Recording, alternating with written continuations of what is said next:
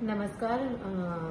વૈશ્વિક યુદ્ધના કારણે અત્યારે જે એલપીજીમાં પરિસ્થિતિ ઊભી થઈ છે એના માટે આજે છોટાઉદેપુર ખાતે બધા ડિસ્ટ્રીબ્યુટર અને એજન્સીઝની મીટિંગ લેવામાં આવી હતી.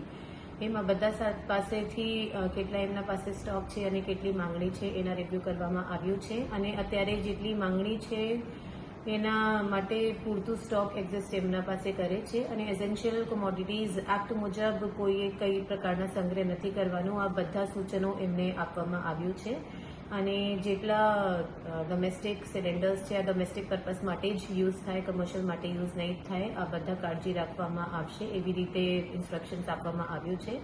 હું પબ્લિકને અપીલ કરું છું કે અત્યારે જે પેનિક ચાલી રહ્યા છે કે ખરેખર સ્ટોક નથી કે પછી આપણે એલપીજી સિલિન્ડર નથી મળવાનો, આ બધા ર્યુમર્સ છે એના ઉપર તમારે કઈ પ્રકારના વિશ્વાસ નથી કરવાનું. અમે લોકો એન્શ્યોર કર્યા છે કે સ્ટોક પૂરતું રહે અને તમે સમયસર મળી જાય. તો જે અત્યારે ર્યુમર્સ ચાલી રહ્યા છે આ તમારે જોવાનું નથી, સાંભળવાનું નથી અને શાંતિથી તમે જે સરકારે ફેસિલિટી ઊભી કરી છે એના યુઝ કરીને ફેસિલિટીના લાભ લઈ શકશો.